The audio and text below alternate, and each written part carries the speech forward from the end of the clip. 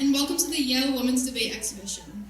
Thank you for taking the time out of your Wednesday night to join us and engage in this exciting evening of debate and discourse. My name is Maggie Fleischer, and I'm one of the captains of the AITE debate team. I'm a senior, and I've been a part of the team since freshman year and also participated in the AITE middle school debate team. 2 weeks ago, AITE hosted a panel with alumni who shared their advice and experiences from their time at AITE and in college. When asked about the most valuable activities they participated in at AITE, nearly all of the panelists highlighted debate for helping them develop public speaking skills, critical thinking, and the ability to present themselves in a group setting. And I couldn't agree more. Over the years, debate has taught me skills that are truly indispensable. Whether it's giving presentations in class or delivering a speech right now, I know that debate has equipped me with abilities that I'll carry with me for the rest of my life. Tonight, we celebrate debate and its power, especially for women. A recent study shows that female high school students are 30% more likely to quit competitive debate than their male counterparts. To help address this, last year we hosted a screening of Girl Talk, and tonight we continue to raise awareness through incredible female debaters and leaders. Unfortunately, Zoe Chance was unable to make it tonight due to unforeseen medical reasons, but she sends her regards and we wish her a speedy recovery. Despite that, we still have an entertaining evening in store for you. Thank you to the Yale debate team, ranked 3rd in the world, for being here tonight and sharing their expertise with us. Thank you to State Senator Sujata Gadkar-Wilcox and Mayor Caroline Simmons for taking time out of your busy schedules to speak with us and participate in tonight's panel. Thank you to Ms. Rivera, the principal of AITE, for your unwavering support of debate throughout the years, and thank you to Ms. Colmenares, the principal of Rippowam, for hosting us. Thank you to Dr. Lucero, Dr. Rhodes, and Representative Patterson who are in attendance tonight for your support. And last but not least, thank you to my debate coach, Mr. Moraes, for nearly 2 decades of inspiring students through debate. Anyone who walks into your classroom or has a conversation with you can feel your passion for debate and its power to transform students' lives. Thank you for organizing this event. Without you, we wouldn't have had such an amazing turnout and an exciting evening ahead of us. Now, let's take a look at tonight's program. We'll begin with remarks from Senator Gadkar-Wilcox and Mayor Simmons, who will reflect on tonight's event and share their thoughts on the power of debate. Then we will hear from Kaylee Alexandra Burke, a member of the Yale Debate Association, who will moderate the debate. He will explain the debate format, introduce the debaters, and set expectations for audience participation. Following that, we'll enjoy an exciting debate on the motion, "This House, as American Woman, believes that descriptive representation is more important than substantive representation." Afterward, our panelists, including myself, Senator Gadkar-Wilcox, and Mayor Simmons, will offer comments on the round and share our insights on its theme. Let me introduce the other panelists. First, Sujata Gadkar-Wilcox, who is a distinguished legal scholar and advocate. She's an associate professor of legal studies at Quinnipiac University, where she teaches comparative constitutional law and human rights law, among other subjects. Sujata also serves as the Connecticut State Senator for District 22, making history as the first Indian American state senator in Connecticut, where she champions education, justice, and civic engagement. She has also coached Trumbull High School's We the People debate team. We are also joined by Mayor Caroline Simmons, Stanford's first female mayor, who has dedicated her career to public service. Before her time as mayor, she worked for the Department of Homeland Security under the Obama administration, and later served as a state representative for Stanford's 144th District, where she worked tirelessly on issues like education, economic development, and public safety. As mayor, she continues to lead Stanford with a vision of creating a thriving, inclusive, and innovative community. Tonight is all about celebrating the power of debate to inspire critical thinking, leadership, and representation. I hope it reminds us all how important it is to create spaces where everyone can find their voice.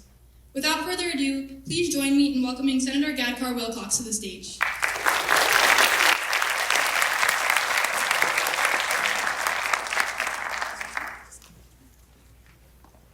Good evening, everyone.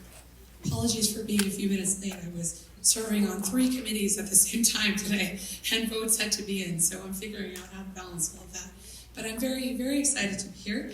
I'm Sujata Gadkar-Wilcox, and I'm really excited particularly to be here with this impressive group of young women and with all of you.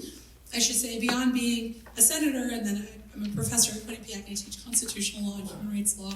I'm a debater, so first and foremost, that's why I'm here, and I'll always make time to be here for debate because I did both a different kind of debate. I did parliamentary debate too. I did Lincoln-Douglas debate, which is a values debate, and policy debate. So I absolutely know the power of debate in transforming lives. I know the power of education in transforming lives.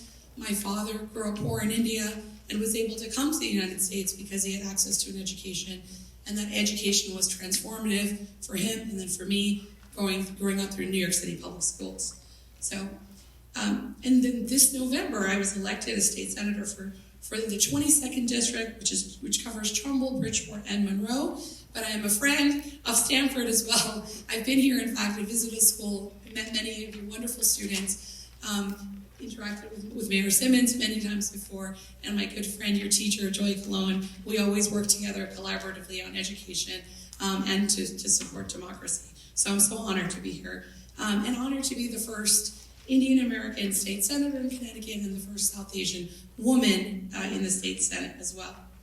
The legislative session began on January 8th, and as I mentioned, being on 3 committees at the same time, it's certainly been a whirlwind. Every day I go from meeting to meeting with elected officials, constituents, and advocates, and I often hear the memorable words of Justice Ruth Bader Ginsburg in my head: "Women belong in all places where decisions are being made." Today, as we speak, women make up 51% of the population of Connecticut, yet we make up only 31% of the Connecticut State Senate. There are 151 women in Congress, just 28.2% of the elected members. I know these statistics will not shock most women in this room. We have work to do. That's what it tells us. And why? It's harder for women to be heard. Sometimes I hear my own ideas being affirmed only when they're repeated by a man.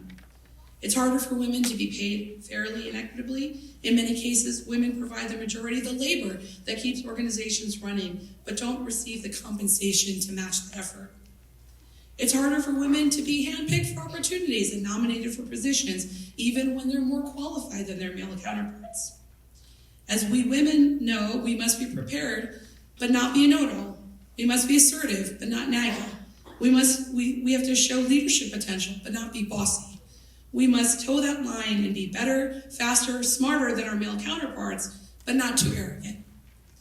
Today, we face unprecedented times with our rights and constitutional protections at risk, but we can't stand down in the face of this challenge. Because when women lead, here's what we see. And we see it here. Empowered women empower women. When I sit around that Senate circle, I know that I'm not there just for myself, but for every little girl and young woman who doesn't see leaders who look like her. And it takes a special effort when you stand apart in any way from what has been the norm in the past.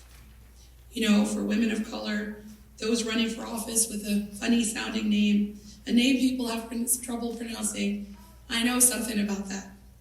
And one way to overcome those hurdles is to be committed to grassroots politics and a commitment to the community, building relationships and reducing vulnerability. Women who lead in public life and work see other women and provide opportunities for new leadership. Female leaders are noted to have a strong vision and sense of purpose. Women leaders are risk takers and evidence high levels of community engagement. When women lead, we empower others. We bring vision, purpose, and engagement. From Ruth Bader Ginsburg strengthening the Equal Protection Clause to women advocating for fundamental rights, our leadership changes lives. But we must also be committed to the same vision of empowerment, because today those rights are under attack. As a teacher of constitutional law, I've watched both male and female justices on the Supreme Court erode fundamental protections for women. By overturning Roe v. Wade and Dobbs, they stripped away the fundamental right of privacy over our own bodies.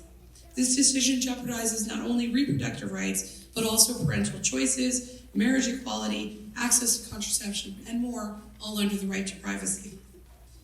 With a conservative federal judiciary, we can no longer rely on Washington to safeguard our freedoms. States have to step up. Connecticut has led by codifying women's rights. And as your state senator, when I can speak again, I hope to be fighting to enshrine those rights as well.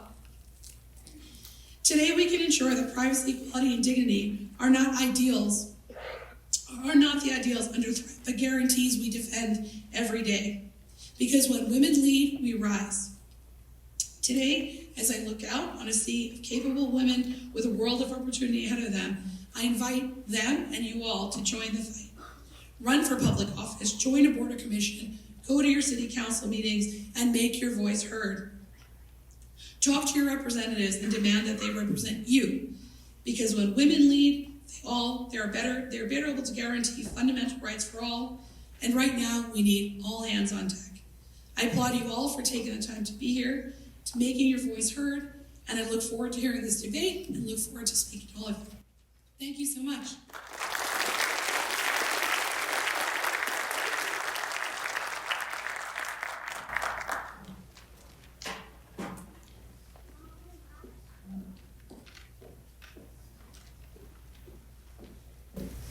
Good evening, everyone. Thank you so much, Senator Gadkar-Wilcox, for your powerful words. Congratulations on your election, and thank you for taking the time to come down to Stanford with all the many committees and responsibilities you had at the start of session. I also want to thank AITE and the Yale Debate Association, and I want to congratulate Maggie Fleischer on being one of the captains of the debate team. Thank you so much for all of your hard work and leading this debate team. Thank you to all the teachers and mentors who support these students. I just want to start by saying how admirable it is that you all have invested so much time in debate and in building out this skill set, because there's nothing our country needs more right now than thoughtful, engaged leaders and bright young minds like yours that are able to bring critical thinking and problem solving and analysis to tackle some of our world's greatest challenges, whether it's gender equity or tackling the climate crisis or gun control or making our city and state a more inclusive place where everyone can thrive and afford to live. It's your future. You are the future generation that's going to help us solve these challenges, and the skill sets you're building through this debate club are going to help you so much in your future, and also really help our country, because you're laying the foundation for civil discourse and respectful dialogue that is sorely needed. I think particularly at a time where there's so much divisiveness. We've seen the statistics that 75% of Americans don't trust our government to do the right thing. There's a lack of trust in so many of our institutions. There's a level of anger and polarization out there that we haven't seen in decades. And increasingly, I think too, post-pandemic, we've become more isolated. We're not always talking to our neighbors and talking to people with different beliefs. And with social media, oftentimes we just get in our silos and we're not talking face-to-face like this, having a respectful dialogue, challenging our own viewpoints so that we can refine our views and again, tackle these challenges with better facts and insight. So I applaud all of you for taking this on. It is not easy to debate. I remember my first debate in the campaign, I was so nervous. I was shaking, and I still get nervous when I have to do public speaking. So I applaud you all for doing this. It's scary to do, but it's a worthwhile endeavor and sorely needed in our country right now. And then with respect to the topic, I can't think of an issue that I'm more passionate about, and I'm grateful for so many women leaders on this stage. Thank you, Senator, for your amazing remarks and your historic win. Thank you to our superintendent for your historic leadership. So many amazing women leaders and students at our schools and women leaders across the city. And I think we've made a lot of progress. As you've heard the statistics, there's still so much work to do. Because despite the fact that women make up over 50% of our population, there's still too few women that are CEOs of Fortune 500 companies. I think it's about less than 5%. When you think about access to capital for women-owned businesses, we know that there's not that parity that male-owned businesses get in terms of lending. You heard the statistics about Congress and the legislature. It's even worse for local government. Only about 19% of mayors are women. I think there's an added challenge of seeing women in executive positions and added scrutiny that comes with these executive roles. Oftentimes when I'll go speak to schools, when I'm talking to young students, sometimes they'll say, "You're the mayor and you're a woman?" And I think part of that is because too, a lot of the children's books and literature portray mayors as men. Even my own sons will tease me at times. So I think we have a lot of work to do to break down those stereotypes and to show the benefits of women in leadership roles, not just from a fairness and equity perspective, but also the benefits to policy making that happen when we have better representation at the table, We know when women's voices are at the table, that there's more family-friendly policies that are made, and overall, when we have more diverse voices at the table, better policy is made. One of our goals as a city is to make sure our government looks like our diverse population in Stanford, so we've made a concerted effort to diversify our boards and commissions. I also want to put out a call to action. If anybody's interested in serving on a board and commission, we would love to have you.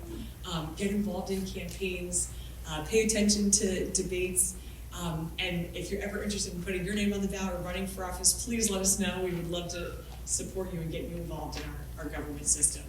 But I'm really eager to hear the debate tonight. I can't wait to hear the arguments and analysis that you bring to this topic. I think there's still work that we have to do as women leaders in government to make progress. So I'm really eager to hear your thoughts, your recommendations, and I wish you all good luck tonight, and thank you all again for having us.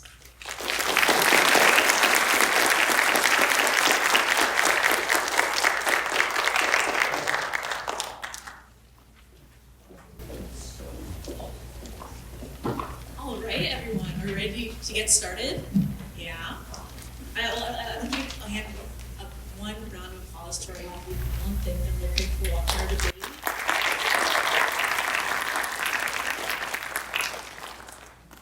My name is Kaylee. I'm on the executive board of the Yale debate team. I'm an econ and global affairs major, if anyone cares. All right, I'm gonna walk you through what's going to happen right now. So we do a style of debate in college called American Parliamentary, or sometimes known as AITE. This is meant to kind of sort of simulate what debate looks like in the House of Parliament. The format will roughly be, we have a government team and an opposition team. The order will be pro, con, and then con will go again, and then pro will go again. The first 4 speeches will be about 8 minutes, and the last 2 will be about 5. But I'll also be there every step of the way to keep you posted on what's going on. In addition, each speaker is encouraged to take a POI, or a point of information, which is a question about their content. Sometime during the speech, you'll hear me bang a gavel about 1 minute in and 1 minute from the end. Between the 2 gavels, they're allowed to ask questions. As Chris mentioned, this debate will be judged by 3 panelists. Although they will not be issuing a decision, they will be here to give very helpful feedback and help you maybe analyze the debate a little bit. I'm sure they have a lot of excellent commentary on the topic. I know we're all really excited to debate this here tonight. With that being said, on our government bench, we have Mirabel Raphael as the Prime Minister and Maisie Kakafi as member of government. Mirabel is a freshman on our lovely debate team. She is from California, and in high school she competed in a public forum debate for Vivian Webb High School. She is currently a global affairs major, just like myself. Maisie, on the other hand, is a freshman. She's from Birmingham, England. In high school, she also competed in British parliamentary for Hagley Catholic High School, and her major is philosophy and religious studies. On the opposition bench, we have Hannah Owens-Pierre as leader of opposition and Kylie Berg as the member of opposition. Hannah is a freshman from Minnesota. In high school, she competed in Lincoln Douglas for Edina High School. Her major is ethics, politics, and economics. Kylie is a freshman from Colorado. In high school, she competed in public forum for Fairview High School. Her major is molecular biophysics and biochemistry. A little different from the rest of us. Yeah, we're so excited to have you here for you tonight. We hope you are as excited as we are. I know I'm sure I can people all the time when I say that debate is just such an important activity to myself that I spend so much time doing. So we're excited to hopefully share some of this love with all of you tonight. So with that being said, the motion is once more, this House, as American women, believes that descriptive representation should be prioritized over substantive representation. One slight note on the motion is that it is an actor motion. What this means is that the debaters will be considering the motion as the actor, in this case, the American woman. So they will be considering it from the perspective with the unique incentives and motivations of the American woman. I hope that this is an excellent debate, and I'd love to get started.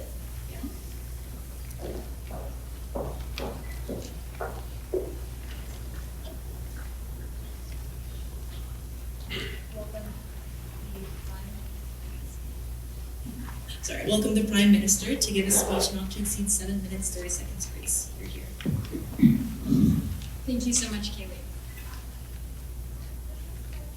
It is clear that in the present day, American women are still underrepresented in government. Currently, in the 119th U.S. Congress, there are only 125 female representatives, making up less than 1/3 of the total representatives in the House.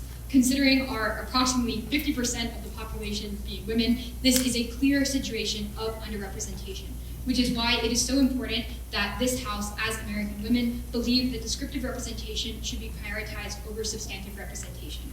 In order to make it clear to you why this is the case, I will first be doing some modeling of this motion and then be moving on to explain the reasons why it is so important that we make this prioritization. Sorry, I'm also going to tilt this down because I'm a little bit short. Okay, so getting into some modeling, we first want to emphasize that American women are not a homogeneous group. We have a diverse set of backgrounds, life experiences, political preferences, religion, education level, etc. And this means that there is not a single worldview or a single set of policies that can address all American women simultaneously. Next, moving on to explaining what descriptive representation means. In a world with descriptive representation, governing bodies reflect the demographic characteristics of the electorate. So in this case, if we have a population that is 50% women, descriptive representation would mean having a politician or legislative bodies also be 50% or approximately so women. In the counterfactual world, which is the world that the opposition would be advocating for, instead we would be aiming for substantive representation, which is a world where American women are instead prioritizing what that representative does, which would be working on legislation that hopefully results in changes to the law. They would be advocating for representatives who act in what they consider their best interests, but with whom they do not share demographic characteristics. What this would look like is American women pushing for male representatives to make choices on, for example, reproductive health, sexual harassment, equal educational opportunity for women policies, affordable childcare, and more that reflect the female perspective. There are several reasons why this is a problem, primarily that true meaningful substantive representation is impossible considering the non-homogeneity of American women as a group. As we've mentioned, not all American women share the same perspectives, and so having a single person representing all of these stated or expressed or implicit beliefs is really not possible to have just one person's perspectives serving all of their best interests. It doesn't make sense for American women in general to push for representatives that reflect quote-unquote their interests. Yes? Is this not just a problem with the very notion of representative government, that we have representatives that represent people's interests in government? It's true that any representative would not be able to reflect 100% of the best interests or preferences of the people that they're supposed to be serving. But if we as American women, as a group, are trying to satisfy as many women's preferences as possible, it's going to be a lot less divisive to have a woman in office, because there are benefits to all women, regardless of your individual political preferences, to having a woman in office, period, including having role models for young girls, changing society's perceptions about what is possible for women, and overall changing society that can come regardless of what that person's other political positions are. Okay. So, as we've mentioned, it can be difficult and more divisive if we were aiming for one person to represent everyone's interests. For example, some women may be pro-choice, some women may be pro-life, and asserting that, for example, having one politician push for pro-abortion policies would be in the best or express interest of all women simply is not possible, and we would be able to get more support as American women if we are pushing for this world of descriptive representation, ultimately allowing us to achieve more of our goals in the long run. However, even if we allow that substantive representation or something meaningfully resembling it is possible, there are still many compelling reasons, as I have previously mentioned, why American women should prioritize descriptive over substantive representation. The first reason why is because of the value of lived experience. Even in the world of the opposition, if we have potentially all male politicians who really do have women's best interests in mind, we still need to have women there in order to solve certain problems, as well as just to keep in mind certain facts about being a woman that may not come immediately to the mind of a man. For example, while some people may say that you can just learn about the lived experiences of other people in order to then represent them, there are 3 significant reasons why this isn't convincing. Firstly, as a politician, you aren't focusing only on a single issue all the time. You have a lot of things to deal with. Whether these are administrative or legislative tasks, you have a wide variety of topics taking up your time on a daily basis. The likelihood of you having enough time to learn from other experiences in a way deep enough to mirror lived experience is actually quite low. Secondly, as a politician, it's likely that you don't know what you don't know. In some situations, it's not the case that a policy clearly impacts women in some unique way that a politician would then know to look into further to understand women's experiences, but rather there may be a non-immediately apparent effect on women that a man might not think of. For example, a policy requiring swimming lessons regularly as a requirement to graduate high school may impact certain groups disproportionately, having unique harms to autonomy for women. For example, in this situation, girls who would be experiencing their period during these regularly scheduled swimming lessons would either be pressured to learn to use tampons or face social consequences for sitting out, including if they did not perhaps consent to make the knowledge public of when they're on their period. And thirdly, there is a unique value of lived experience. It's the difference between sympathy and empathy. You can't have true understanding of what someone's experience is like. It's the difference between understanding something conceptually and experientially, and this kind of deep and detailed knowledge can only come to benefit our policies when we have women actually in office. This is simply not possible in the world of the opposition.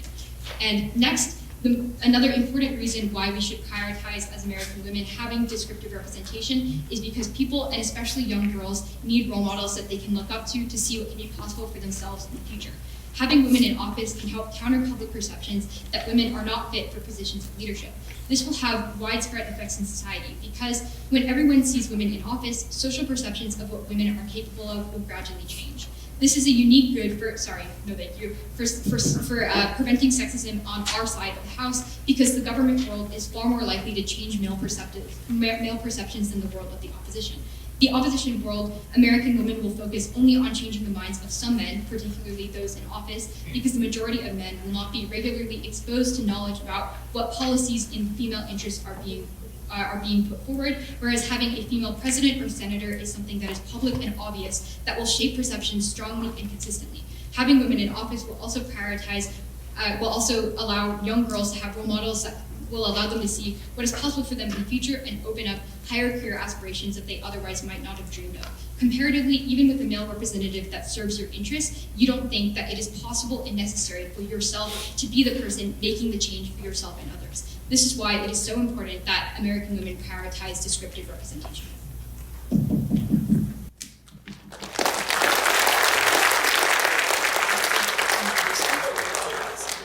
Leader of opposition up to the speech, not to exceed 8 minutes, 30 seconds grace. Hear, hear.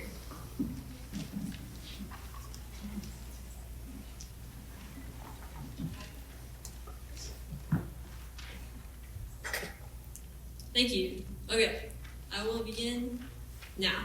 Because we believe that descriptive representation is purely symbolic and fails to deliver structural reform, we are proud to oppose. 2 pieces of framing for this debate. 1, the phrase prioritized over means that the government side must defend descriptive representation when it comes at the expense of substantive representation.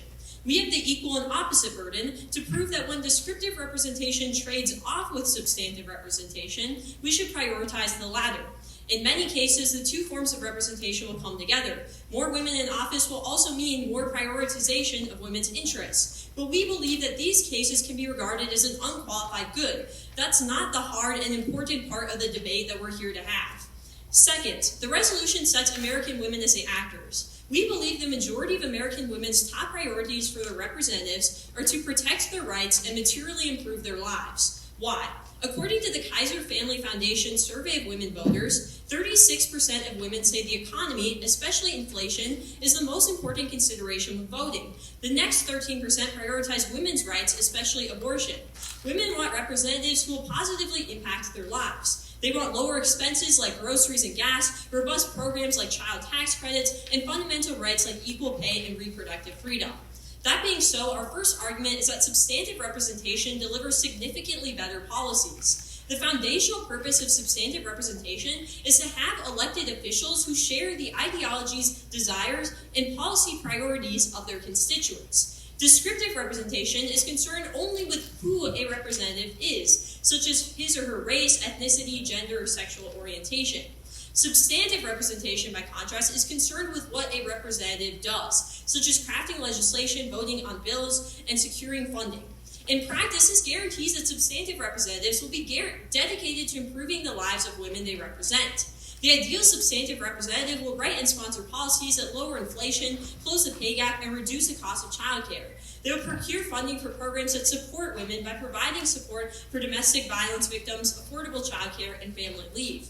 Comparatively, descriptive representatives don't need to serve the interests of their constituents. Given that they only share social or demographic characteristics, it's possible they are totally unaligned with their constituents' desires. It would be possible to select a House of Representatives where every representative equally matches the majority demographics seen in their counties, but not a single one accurately matches the majority political ideologies of their constituents. And we say that descriptive representatives can actively undermine women's interests. Many women in politics are ambivalent or actively opposed to modern feminism. Some have internalized sexism or other core beliefs that lead them to enact policies that are against the broader interests of women. For example, many Republican women in the Senate voted against the Equal Rights Amendment. It took a newly appointed woman on the Supreme Court to overturn Roe v. Wade. In this way, descriptive representation can subvert its own purpose, allowing women who undermine feminism to speak and act on behalf of women as a whole. Our second argument is that descriptive representation fails to respect women's diversity. Descriptive representation falsely assumes that women are among Point of information. Yes. You talk about the interests of the voting demographic, but do you not agree that all women think different things? Yes, that's the point that I'm just about to get to. Our second point is that descriptive representation fails to respect the diversity of women. We tell you that according to Pew Research Center, 51% of American women are Democrats, while 44% are Republicans. On abortion policy, Gallup reports that 63% of women are pro-choice, while 33% are pro-life. A pro-choice Democrat whose top issue is abortion would obviously prefer a pro-choice male representative to a pro-life female Point of representative. information. Yes. Aren't they just letting down the other half of the population then? If you have a Republican male in office and they make a policy that's against the notion of a democratic woman's policy, aren't you letting down half of the population? Yeah, but we say that the nature of representative government is that, the majority interest is going to prevail. So in that case, if the majority of, constituents were pro-choice, they would obviously rather have a pro-choice male representative. We say that's because their shared womanhood does not overcome major ideological issues of respecting freedom and bodily autonomy. We also think that policy priorities and substantive alignment are more important facets of shared identity than demographic characteristics. For example, in an East Coast district with majority Democrat pro-choice women voters, we prefer a representative like Barack Obama over one like Marjorie Taylor Greene. In a Southern district with majority Republican pro-life women voters, we prefer a representative like Ted Cruz over Alexandria Ocasio-Cortez. Their third argument is that descriptive representation promotes bad messaging. Prioritizing descriptive representation for women in politics risks reinforcing gender stereotypes and undermines their legitimacy as capable legislators, reducing them to tokens of their identity rather than individuals with valuable intellectual contributions. This sends a message to society, yes, particularly young girls, that women in politics are there solely because of their gender identities, not their qualifications, ideas, or achievements. The impact is twofold. First, women voice fewer opinions and affect less change. Prioritizing descriptive representation encourages women candidates for office to emphasize their womanhood and campaign on their identity as their political stances take a back burner. And second, women and girls who receive this messaging internalize the belief that their gender decides their value and capability in politics, potentially leading to self-doubt or reduced ambition.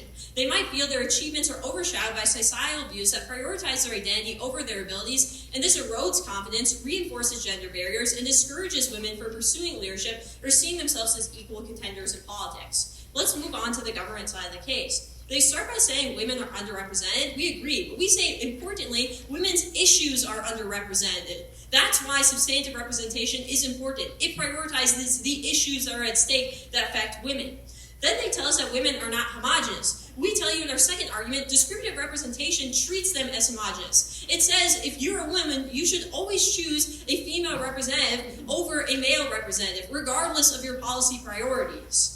They also say that descriptive representation is essentially having quotas, but they must defend the actor choosing people based on their gender. Remember, this is an actor motion. onto their first argument, they say that like a single person can't represent all beliefs. As I said in my POI, this is literally just like an issue with representative government. You still have that if you choose to go under descriptive representation. The issue is that you have no policy alignment. You're not representing hardly anyone's beliefs, specifically not the majority.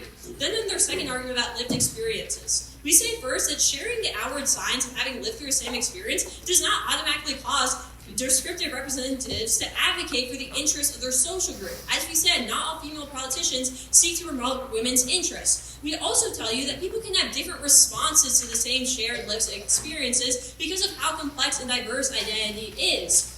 Like, for instance, someone who grows up in a poor neighborhood might advocate for increased policing, while another person with the same experience might call for greater welfare. They also say you don't have time to learn from others, but we tell you that you can have different lived experiences. For example, a male representative might have had like a poor single mother or had a sister who had an abortion and learns about women's issues through having that lived experience. It doesn't just have to be like absolutely direct. To buy their case, you need to buy that men can never have women's interests as a priority simply because they're men. Then into their argument about role models, extend all of our arguments about bad messaging. We tell you that role models only enhance people's self-confidence when you believe that role models actually deserve their success. People will only feel inspired when they ascribe role model success to intrinsic qualities like hard work as opposed to tokenism, and they believe that similar opportunities are available to them. Descriptive representation actively undermines the ability of female representatives to be role models because people will assume that they don't get the job on their own merits, they only get the job to fill a quota or simply because they are women. That's going to defeat and lead to worsened confidence of all young girls. For those reasons, we're proud to oppose.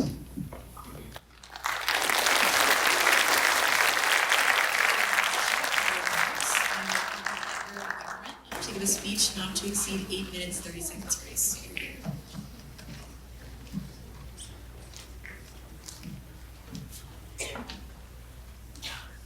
We're all here today because women being able to speak is important. It doesn't really matter what they're saying as long as they're up here. As such, we believe that descriptive representation should be prioritized over substantive representation. Opposition claims that this is just a symbol, but symbols are important. Symbols succeed. It's why something such as simple as a country's flag means so much. Having a woman at the face of politics is a symbol, yes, but it's a powerful one. And this is so much more important than backstage politics. Men will see women in power, women on the news. They saw Kamala Harris get up and give speeches and talk to the public. What they don't see is policies being passed about abortion or period care because it doesn't affect their lives. When we put women at the forefront, when we prioritize descriptive representation, we push that everyone, not just women, see them in power. OP also gives us these percentages on women who believe different things. They say 13% of women support this policy. And that's exactly the point we're making today. Women believe vastly different things. Raise your hand today if you've ever had a political disagreement with someone. Everyone, right? I don't know how many women I've disagreed with in my life. I mean, just my mother, for example. We've had very different discussions on very different things. And a policy that benefits her would probably not benefit me. Having a politician in power, male or female, will never please 100% of the population. But do you know what is less divisive? Having a woman in power. There is obviously decisions between Republicans and Democrats that affect the divisiveness in this country. But the less divisive action is having a woman at the forefront of politics. I'm pretty sure the majority of people will agree with that today. That's why there are 4 women here having this debate on a woman's issue and not 4 men. Because women trust another woman's opinion, whether we disagree or not. Opposition also says that substantive representation will lead to better policies because they share the ideologies of their demographic. However, in their own speech, they prove that that's incorrect by talking about how women believe in such different things. And so it's obvious that because women are completely different and as they say, come from completely different backgrounds, they must be represented by what we have in common. And that's our womanhood. Not any policy, not any backstage disagreements. It's who we are as women. That's why we're here today. AITE completely disregards this. They claim, well, I'd rather have Obama than some bad woman. But they're contributing to the very sins of the past. I could equally stand here and say, I'd rather have Michelle Obama in office than Donald Trump. Right? We can each make any of these arguments for any woman and any man. Picking down an individual woman for her perceived mistakes is exactly what's led us here in the first place. It's exactly why women aren't in power, because using these singular examples is why they don't get there. And this is why AITE's world is fundamentally worse. Because if we take them at their best, if substantive representation truly does get good policy passed, and a man passes that policy, all that does is give men the reason to say, oh, look what great we did. We passed all of this stuff for women. We don't need a woman in office. We've done everything for them. And so we perpetuate this cycle of not having women in power because men believe they can do it all. And that's not true. Often, women are better qualified in male fields. And women are better qualified in, guess what? Womanhood. And that's why they should be at the forefront of the political stage. Opposition also says that we must defend the actor. We are. I mean, you might be able to tell, but I'm not an American woman. However, I would much rather have a female first president that would make international news than have a man who passes a right on abortion, because that would fundamentally change this country for the better. It would fundamentally change how we view women, because they can be in leadership. They can pass good policy. And of course, we can make the argument here today that descriptive representation would lead to better policy. But equally, that's a wash on both sides of the house. So why are we prioritizing descriptive representation over the expense of substantive representation? Because symbols, as AITE degrades so heavily, are important. Now, Mirabel tells you about all the reasons why passing such a policy will negatively affect such women. That will happen in any political world, on any political stage. And especially in America, especially where you haven't had a first female president. That is important. Nevertheless, Obama being the first black president of the United States was a symbol that no one would forget. And that is what would happen if we had a woman in office today.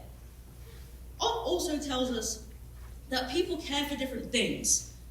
Exactly, they care for different things. I believe that one political party should be in power, you believe another. And often we're both women having that discussion. So substantive representation is an ideology, and it's an ideology that fails. Ultimately, everybody is going to be upset. Nobody is always going to be happy 100% of the time. And women can't be held to the pedestal that AITE puts them on that says they have to do perfect things all the time. God forbid we make mistakes. We make mistakes because this is the world that we've been put in, where we have so many restrictions upon us. We pass a wrong policy, and AITE tells us, oh, you can't be in power anymore. Yes, I'll take. So when did the op say that women have to be perfect all of the time? When you compared women to people like Donald Trump, when you compared women to people like Obama, and said, well, look at these bad women that were in power. Look what they did. Look at this good man that was in power. That's exactly what the sexist ideology is, right? It's saying this one woman did a bad thing. This man did a good thing. Therefore, we should have men. That's an absurd claim that has no backing or warranty. Then they say, on the value of shared experience, that men can simply learn from a woman's lived experience. Now, I have a younger brother, and I really wouldn't trust him to make up policies about women, believe me. But even if we put him in power today, that still doesn't change the fact that he hasn't lived my life. I can tell him anything I want about periods, how important it is to be a woman debating, but he's never going to be me. And I love my brother. I would never want him on the political stage, and neither would anybody else. And as such, we must have women. And so there's also other aspect that women have been denied this historically for years, that we have a principle, like moral obligation to put women back in power, right? We've seen so many of them downtrodden on for years, for decades, for centuries. Not only is this practical, it's a responsibility we have to pay back women for all the amounts of times they said, maybe we should do this, and then a man starts a world war, right? That's exactly what we should be doing. Now today, government stands for women being in power, regardless of what they're speaking about, regardless of if they're wrong, regardless of if their lived experiences are different from any of ours. Because having a woman and having a young girl see a woman in power is more important than anything else. Because God forbid, a woman can do a good job. Thank you. I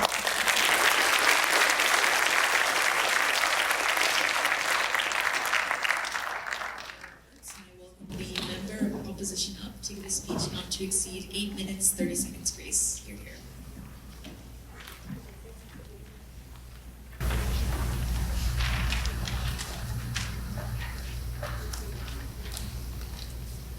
We on the opposition believe that while descriptive representation has its merits, prioritizing it over substantive representation is fundamentally flawed. In many cases, the two forms of representation come together. More women in office means more prioritization of women's interests. But these cases, everyone sees them as an unqualified good. This is not where the hard and important part of the debate is here. Of course, having diverse people who hold office is good. The real hard part of the debate is when you have a choice between someone who shares interests with the women that they have the chance to represent, versus someone who is a woman but goes against the interests of a majority of their possible constituents. Policies, advocacy, and tangible progress matter more than the identity of the individuals who deliver them. Representation should be a means to achieve better outcomes, not an end in itself. That's why we have a limited number of representatives that are trying to represent every person in the country and deliver better substantive outcomes and protection of rights to those people. Representation is a means to achieve better outcomes. The government prioritization risks entrenching identity politics and distracts from meaningful solutions to the systemic issues that affect American women. First, to talk about their point, about how the true substantive representation is impossible considering the non-homogeneity of women. We would say that much of this is an inherent issue with representative forms of government. Even having districts means that in some cases, we're going to elect one person to represent thousands or millions of people. In some cases, someone who's supported by barely over half of their district's population will be representing the district at large. We elect people to represent groups of hugely diverse people that can never be encapsulated by one person. But there are no solutions here, only trade-offs. We think that prioritizing descriptive representation is what actually pushes women into seeming like more of a monolith. It assumes that shared womanhood, just one attribute, can overcome major ideological issues of respect, freedom, and bodily autonomy.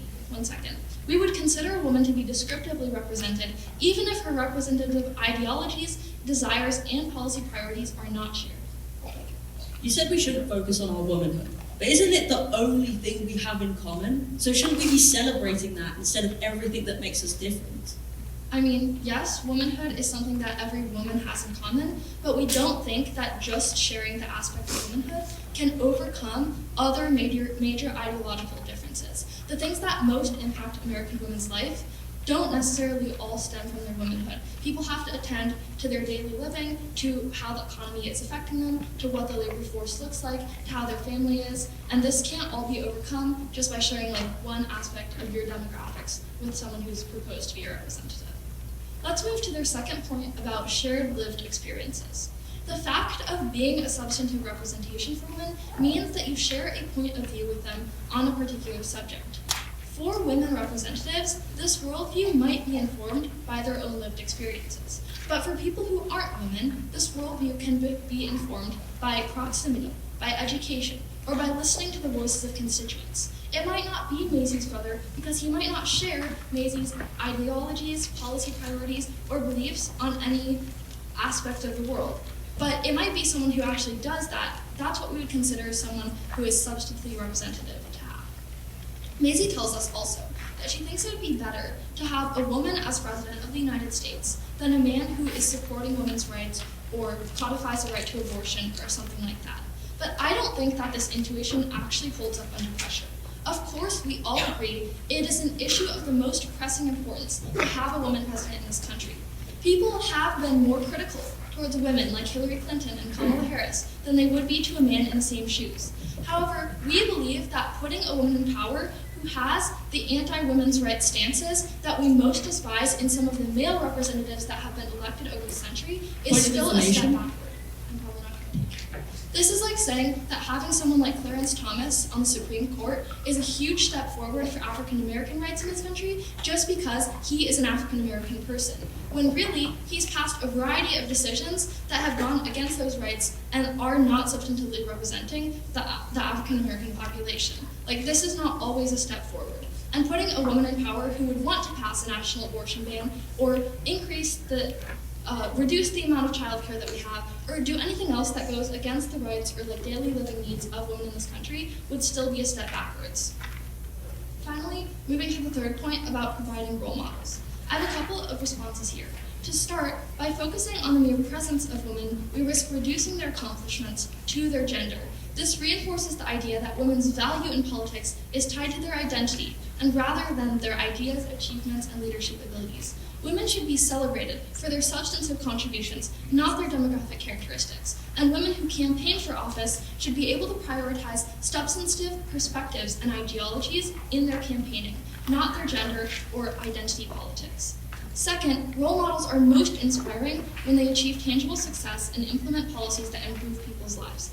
When you think about someone like Ruth Bader Ginsburg, her impact as a role model stems not from just being a woman on the Supreme Court, but from her substantive contributions to gender equality and civil rights. Women and girls look up to leaders who deliver results, not those who are symbolic placeholders, or worse, leaders who set back their own people's interests.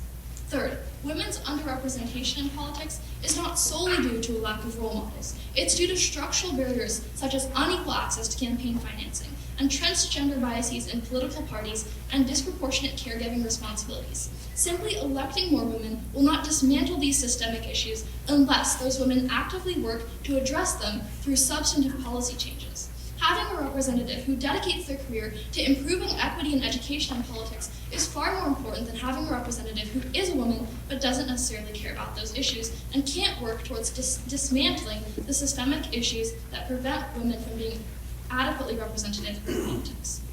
Moreover, empowering women and girls does not require them to see someone identical to them in leadership positions. Like we said, it is important to have diverse office holders, and everyone sees this as good.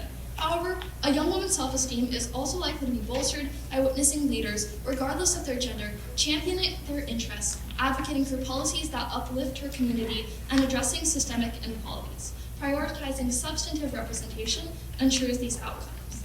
We would actually say that women are inspired to enter politics at moments when they most perceive their participation will lead to meaningful policy changes. For example, there was a huge increased participation of women in politics after the 2017 women's marches were organized. Those were driven by the substantive issues at stake when women saw the opportunity to make substantive policy changes, not just the presence of many female leaders in power. By prioritizing substantive outcomes, we create an environment where women are motivated to run for office because they see real change as possible and they know that they can make it. Finally, we think that there's the issue of scope here. Not every woman will be able to hold the office of a representative, and the most that we can ever do is just increase the diversity of who holds offices and who represents other people in this country. Not every woman can hold office as a representative, but every woman can be helped if her interests are prioritized in policy making for the future. There is a very small scope of people who would be benefited by being in office if we were to prioritize in cases where they trade off descriptive representation over substantive representation. However, we believe that every woman in the country can be helped if her interests are prioritized in policy making by the people who are making those decisions.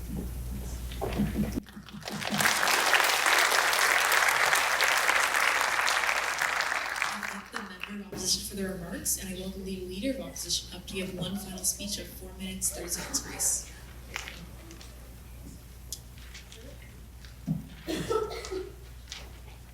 The government has a false notion here that the opposition is arguing that women just can't be representatives. We tell you they obviously can. But the issue is that the government suggests that any woman, even those who are opposed to women's rights, even those who will pass policies that go against women's rights, is a great thing simply because of their gender. That's obviously not true. Our first ballot here is that policy matters, and policy that promotes women's interests matters. We tell you that women want representatives who will improve their lives, who share their policy priorities. We tell you the specific policies that women want, such as reproductive rights, such as child tax credits, such as fundamental rights. The government tells you that these fundamental rights just don't matter, because as long as there are women in office, everything will be fine, even if they're passing policies that go against all of their interests. But go back to our case. Ask any pro-choice woman if she would rather have Marjorie Taylor Greene as her representative than a pro-choice man. Ask yourself right now if you would prefer a woman who votes against the Equal Rights Amendment as opposed to a man who is going to vote for it. Maisie assumes here that women can do no wrong. Ask yourself truly, though, is it better to have a woman who consistently undermines women's rights than a representative who does not and will not? This argument is going to massively outweigh because it affects the scope of all women's interests, of all women's rights. When we vote for representatives, we don't just vote for people. Sure. Can you name a singular woman's rights that 100% of the women in this room will agree with? We don't tell you that women need to agree with all of their rights, although surely I would say that like equality for women would be something that we would all agree with, right? Having equal opportunity. But we tell you there can be differences on specific issues, but that only through substantive representatives will these differences be represented accurately in Congress. Then, our second ballot here is about the bad messaging. The government almost completely drops our argument that electing women simply because they're women is not a good form of representation. We agree that we want good representation, and the government doesn't provide you that. Because having women in politics just because they're women doesn't make for role models. We tell you that descriptive representation will result in people pointing at women in politics and assuming that they only got there because of their gender rather than their qualifications, rather than their policy priorities. This severely harms, Is you bringing your own perspective and knowledge that will help you create policy not a qualification in itself? Well, if you're arguing that like women descriptive representation will lead to better substantive representation, we say that you're just proving the desirability of the side that we're arguing for. We tell you that the best solution, or that this is going to severely harm women and young girls' psyche. They're going to internalize that they cannot achieve their goals or be seen for their own merits, that they will only be seen for their gender. The best solution to getting more women in politics, to getting them in positions of leadership, is by uplifting them through substantive reform. That means providing for better education for young girls about what they are capable of achieving. This takes out the government's argument that simply seeing people in power is a great thing. We tell you it's a good thing when it actually benefits women, when they're actually passing legislation that helps the American people. Ultimately, the opposition seeks to uplift and benefit women because of their ideas. The government side, however, seeks to uplift them because of their gender. The government aims to uplift a small group of women to become representatives and hold office, but the opposition will prioritize uplifting all women, who will be benefited by representatives who center women's interests in policy making. Even if you're buying the argument here that symbolic representation is a good thing, we tell you that this is never going to outweigh the practical, real-life benefits that your representatives give you in government. We tell you that simply seeing people who look like you isn't going to be a good solution for your problems. It's not going to fix grocery prices getting higher. It's not going to fix issues like not having access to, good education. That these are things that women care about, that all voters should care about, and for those reasons, we are again proud to be the opposition.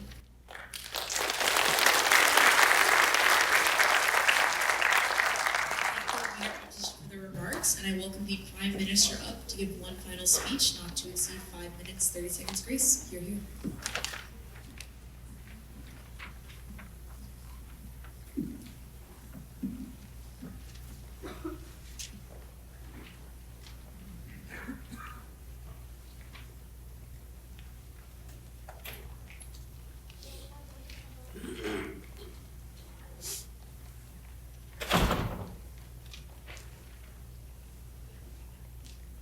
The opposition seems to misunderstand what the counterfactual world looks like. They've told you of a future where we can have, for example, women who are pushing for their own interests using substantive rhetoric, but as the opposition has told you over and over, what we're debating at the core of this matter is having either descriptive representation at the expense, potentially, of substantive representation, or substantive representation at the expense of descriptive representation. So in the world of the opposition, what you're really getting is male representatives who are theoretically advocating for women's rights, while on the side government, what we are getting is female representatives who are advocating for a variety of policies that may not necessarily accord with the interests of all women that they are supposed to represent. It is important to make this distinction before we can consider the key questions of this debate, because the fundamental and core question is what each side's role looks like. Next, we want to answer the key question of what is the implication of women's political diversity that is so important in this debate. We understand on side government that in no political system is it really possible for a representative to represent everyone, but that doesn't mean that we shouldn't push for the important step of having women in office and achieving some of the unique goods that we can achieve with this step, even if that women's policies do not represent everyone. For example, the good of expanding the futures of young girls who can see more possibilities open to them, the good of redressing the moral harms of past women's oppression simply cannot be accessed when we just do not have women in power, regardless of the policies that are being pushed for. We agree that, as the opposition claims, there are specific policies that women want, but as we have told you over and over again in this debate, those policies are different, which makes the substantive representation that the opposition tells you we should be prioritizing simply impossible. This is an after motion, and we have to be understanding what American women as a whole group would want to prioritize. We tell you that the world American women want is one where we're focusing on changes that are both having broad impact and lasting a long time into the future, which means prioritizing youth, which means prioritizing changes that will spread into other sectors of society, which is what we happen when we change overall societal perspectives about what is possible for women in leadership and in politics. Yes? So you just told us that what women want is like change through government, right? AKA new policies. So how does that not just favor the argument of substantive representation, that what they care about is like protecting their rights through those policies?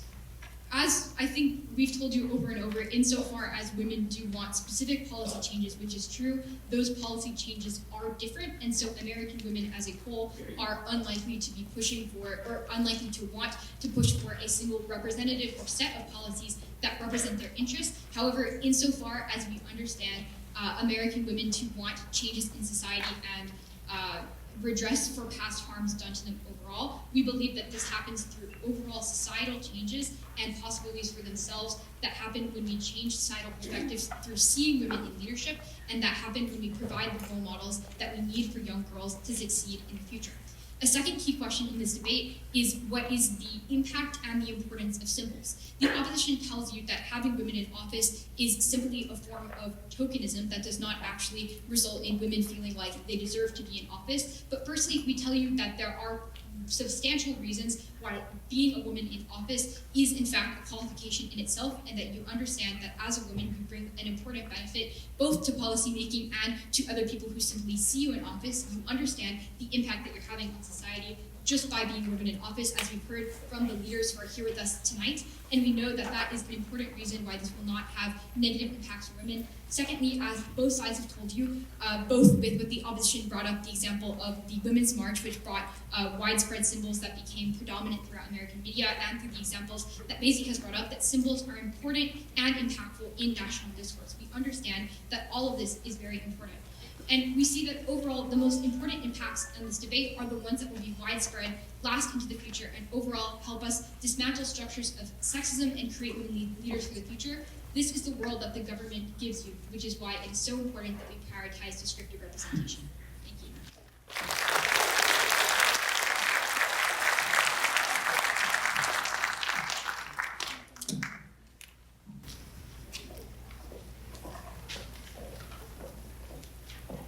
Great job, everyone. That was so awesome. I hope you all enjoyed that as much as I'm sure we all did. With that being said, I would like to open this up to our panelists to give some feedback. Starting with Mayor Simmons. Do you have any feedback? Thank you, Kaylee. Well, first of all, excellent job, all of you. It was very, very impressive. The preparation, the statistics and evidence that you brought to your arguments, also the passion that you brought and the delivery was very impressive. And I think each of you had different styles and techniques that were effective. I really liked some of you used humor and personal anecdotes about your mother and brother that I think really stood out and resonated with the audience.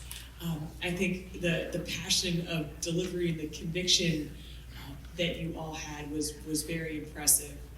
I wanted to point out a couple things that really stood out to me, and I'll say overall that you really kind of swayed me on both sides of the argument. I don't know where I fall at this stage because I think you all made really good points.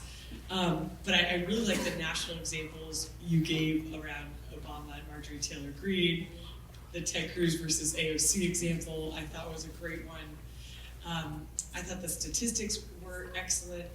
I thought also, just thinking about like debate skills and listening skills, I thought you all showed that level of respect and civic discourse that was very impressive. You know, none of you threw your hands up or started yelling, and you all showed that respectful dialogue. I was actually starting to think of examples as you were talking that kind of fit into both buckets. And two I wanted to share were when I was in the legislature. Unfortunately, I didn't have the honor of getting to serve with you, Senator, but the debate around expanding paid family leave in Connecticut came up on the House floor. And all of the women got up, maybe one or two men spoke during this, but mostly the women got up that had actually delivered babies and talked in intimate details about the experience and about what it's like postpartum. And some of the people who were against the bill were, questioning why women needed 12 weeks, why the recovery takes so long. And women gave so many stories about some of them experienced postpartum depression, and some of them had longer recoveries or issues that happened post C-section or natural delivery.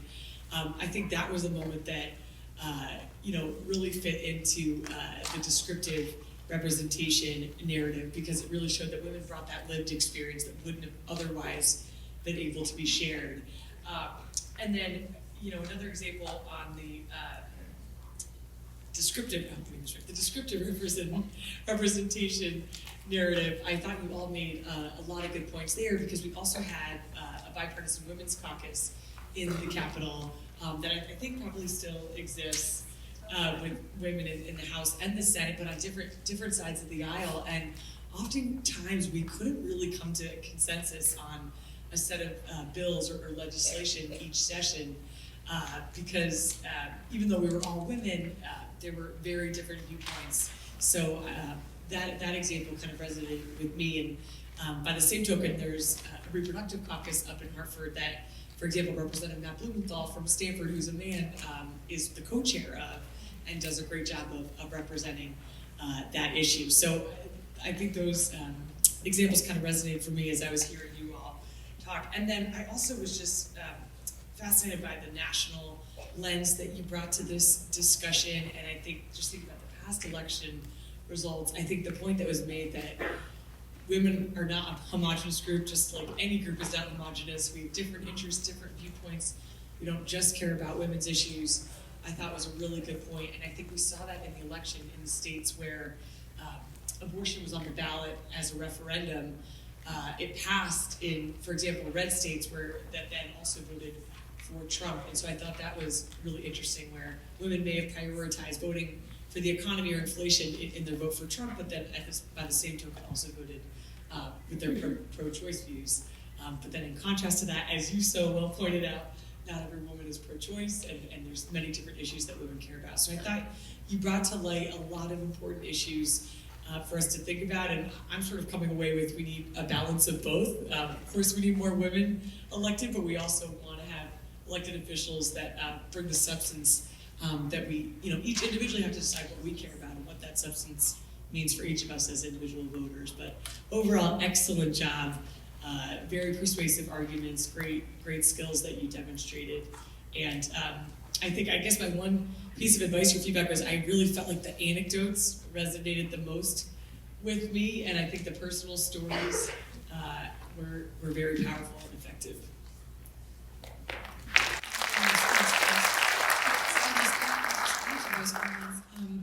And just to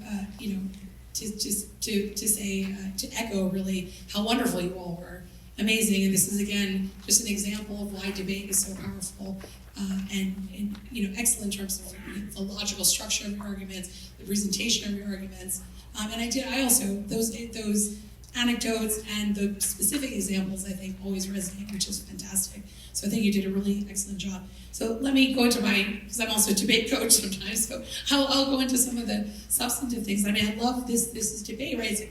It's a classic, conundrum between this kind of symbolic representation, what it means, versus actual policies that will create the structural change that enables that symbolic representation to actually be meaningful. And so you both presented both sides of that beautifully, because it's not an easy choice. So to that extent, I would say I would even push maybe a little bit more. So one of the points on the for the government side, I love the visibility piece and this idea that symbols are important, and that you talk about why are we focusing on this kind of identity when women are so different. I would even say more about that. Like, we have so many different characteristics, right? Our hair color is different, eye color is different. But why is this something that we're focused on now? Because women have been historically treated differently because they were women. So you see increased, it's still now with the Me Too movement, right? Sort of pervasive levels of things like sexual assault. We're not able to own property. So women as a category, we look at that category in particular, and that lived experience is unique compared to other kinds of lived experience. And I would have drawn that out a little more. And the reason it's unique is because that vulnerability was created around gender, around race, which makes it uniquely important. And I would say, for my LD debater here, I forgot who said there's an LD debater, you said there's a moral obligation. I would go further for Kant and say it's a categorical imperative, right? So we have a moral obligation because women were treated and created this vulnerability over time. We have a moral obligation to represent those women. I would say, if you want to be risky, I would just accept and concede the points and say, even when a woman doesn't support the policy issues that will help women, because there's a moral obligation given the history of how women have been treated and given that shared experience. And then you can say that shared experience will create eventually those structural changes, because that experience is in itself different than other kinds of shared experiences. And I would focus more on that as to why that becomes then a kind of moral obligation or categorical imperative. That was fantastic. And especially around that issue of vulnerability, I think. And you said at one point, women, that, better policies in a way is a wash on both sides. Maybe not so, right? Because their point was about structure. So maybe, and again, I think the point you go with is what it means to see other women. And also, who's ever made this change over time, right? There have been men advocating for women all these years, but it's usually women. Like, who created the gender standards in the Supreme Court? Ruth Bader Ginsburg, right? It's usually women that are advocating for these changes. So there's something unique about that lived experience that actually is much more important than just tokenism, right, on your side. So that was excellent. I love the arguments on the other side, too, about structure. This is kind of the classic problem. Sorry, my voice has been gone talking unless you don't. It's sort of the classic problem of, yes, if you have sort of this symbolic representation, but none of those structures are changing. And I love the examples you gave, right? And we've faced these examples in the Connecticut Senate, like family paid leave, like a child tax credit, like access to, the right to abortion. So if you don't create the conditions that allow women to be represented, then how will they ever really meaningfully be represented? I would push further here on this side too, and just say that those changes themselves structurally, when you allow women to own property, when you allow women to have access to a profession, for example, right? Those things that in and of themselves will then, I would make the opposite argument on this side, will bring about that representational diversity because of the equality, right? So whenever you equalize conditions, you're gonna get more representation. You don't have to force the representation. That's always the goal, right? And that's actually what the Supreme Court said, even around affirmative action. The goal is like always to equalize. The question is, are we there? Right? That's the big question. But the goal is to equalize, and once you equalize, it will it will solve itself. And I would, on that side, you can say that. However, and going back to the power of symbolism, I think we have to ask ourselves, and you might want to ask this question of the other side, even if we saw the best men, let's say in office year after year after year, advocating for everything for women, something about that doesn't feel right? So it's still like all like the young women are here, you never see yourself in that person. Even if you have every policy solved, that's another kind of moral conundrum, right? Because yes, you have these policies solved, but it means something. Like when people see us, when they see Mayor Simmons, when they come, and young women who come and talk to me, it means something to me and it means something to them. It means something to me to talk to everybody, but particularly to see themselves in this. So there's value in that visibility too. And I think you brought that out, which is what makes this debate so amazing and so difficult. I think you both did such an excellent job. So it was fantastic. Thank you.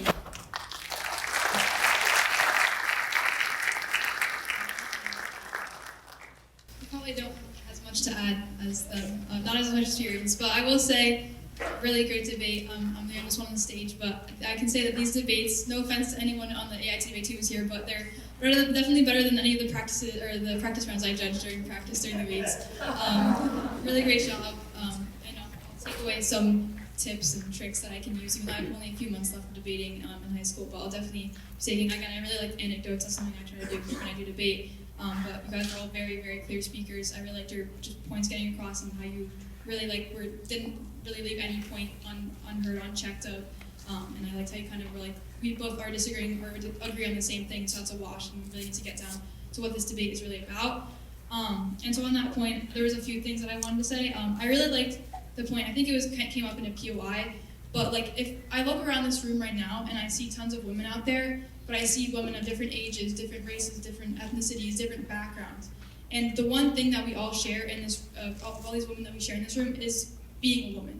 And so I think that just having that experience, that womanhood, is the only thing that we have in common. There is this, again, a homogeneity that we have and everything like that. And I think supports the government side that this is the only thing that we have in common. That shared experience, that lived experience, is so important. And again, yes, we can have somebody in relation to us who has that experience. I have 3 brothers, and I was kind of overruled in the household, but I've shared my mom has shared their experience with them, and so I think that can kind of be like, you can kind of get that gateway of having that lived experience. And I think that's also something that's so important about what we're having this event tonight, is that because we need to have more of these conversations and having these shared experiences. And we're seeing these amazing women up here who have this power and who have had this experience of being a woman, and just kind of having those shared experiences, talking about the issues that are hard that women experience, so that we can have the potential to have substantive representation, to have more people who could be substantive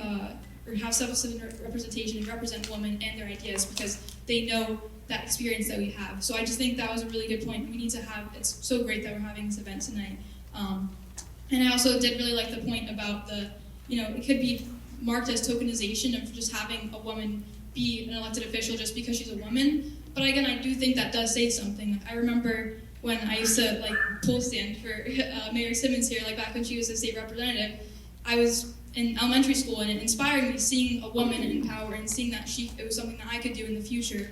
And I think that's one of the reasons I'm up here on the stage tonight, is that I've seen such powerful women in my life, and just the fact that they're women and that they're there and they're women and they've overcome all these barriers and all these challenges that you have to overcome if you want to be a powerful woman. Again, I know in debate, a lot of the times you'll be a girl. I know my brothers told me when I first entered debate, because they all did debate, they were like, don't partner with another girl when you're doing debate, because you guys will just come off as aggressive, because that's kind of what you're perceived as. If you're 2 girls debating and you're against 2 men, you're gonna, if you try to get emotional or anything like that, you're gonna be torn down for that.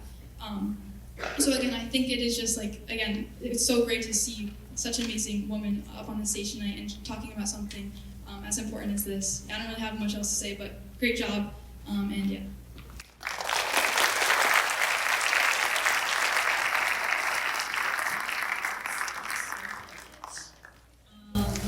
We just have a few questions. I think you guys answered many of them really excellently. But I wanted to know, do any of you guys have any thoughts coming into this or coming out of this topic? I don't know if you want everyday lives, or no pressure. Yeah, or your own thoughts on it. Specifically. Maybe how you would have approached this debate going into it yourself, what things would have been important to you, what ideas, what characterizations. Yeah, that's a great question. I would say there's no way I would have done it better than anybody here. So I'm glad that you're the ones that are debating.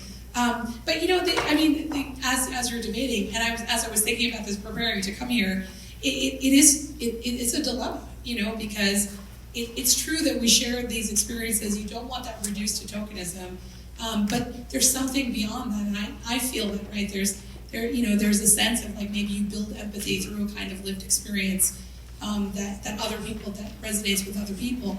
But if you don't change those conditions that allow women to be in those roles in the first place, right? So if you, for example, have an entire legislature full of women, but they're not allowing women to own property, they're not allowing women access to professions, well then that's going to be, right, that's its own problem. And so I think, somewhere, thankfully we don't have to ask them, hopefully we can look for people who do both. And so, I always think of the women like Ruth Bader Ginsburg, and comparatively, in India there was, this woman who, how people know, Savitribai Phule, who, started a school for girls, and that was empowering and that was important. But those values tended to align, I think, with these women. So it's a harder question, and I appreciate the opposition's point that we're not looking. That's an easy, right? That when you're talking about, and I forgot how you framed it, but it's the unqualified good. Right? Like when those two interests align, that's an easy debate. It's when they don't, that's a challenge, and it's a challenge. So, but I can tell you both things are important. That it's important structurally to pack those policies that enable women to move forward and become empowered. But then that visibility is also important. It means something when people see that. And to me, that's, I support, of course, all young people, but when I see young women in particular, something really resonates with me too. So I guess I'll just add that. Yeah, no, that makes sense. Yeah, I agree with that, and I will just add that I think there's valid arguments on both sides. I think I lean more towards the descriptive representation side, because I do think that, in my experience in state government at the local level, that a lot of the structural barriers that we're starting to see broken down to allow for more women's representation have been brought up by women. Not to say that there aren't men that have supported them, but like even basic things like having a breastfeeding room up in the Capitol, like that was brought up by a woman. Same thing in our city government right now. I think there's just certain lived experiences that women bring to the table that have helped bring down a lot of the structural barriers. And I'll say that's not just in my party, the Democratic side. I have also seen that collaboration in certain cases on the Republican side as well. So I do kind of lean towards that side more. But I think we also are getting to a point, there's still a lot more progress that needs to be made, but we're getting so much better as a country at getting more representation that I think we might be getting closer to that point that, you can just be judging people based on the substance of their policies, or at least once we get to that 50% marker, we'll truly be there. So we still have work to do, but I think because of the progress we're making, there's validity to the other side of the argument. The other side of this, I will just now counter myself by saying that when I was in the House, there was the first women minority leader on the Republican side, Themis Clarides, who I certainly didn't agree with all of her policies, but just the symbol of seeing her up there with, a mostly male-dominated House and her passionate arguments, and even if I disagreed with her, that was very powerful for me to see her voice and her courage up there. So I think there certainly is, I think there's more validity for me for that side of descriptive representation. Yeah, I'll just say quickly, I remember when I first heard that this was going to be the motion for this debate, I was immediately my first thought was okay, it'll be better to have substantive representation because we're just having women's ideas represented. But I think after, I'm still kind of in the middle, and that's why I'm kind of glad that we have to pick a winner. But I would say I definitely understand your descriptive side more now, because I do like kind of the idea of just seeing a woman. Just it feels empowering, and seeing a woman, having a woman president, that would be an amazing thing that would create change not just in America but across the world. And I think that would be such a great thing. But then again, bringing up the point is you have all these women in office, and they might not be representing the ideas of women or what most women typically believe. So again, I think that is an issue that needs to be addressed. So like, I guess kind of having a combination of the two, which kind of needs to pick like one or the other. But I think having more women in positions of power, and also just having again men who can share that experience or have those same ideas as them be the most beneficial way we can go about this. Totally. Well, thank you for all those comments. And I'll put one final hand to our debaters.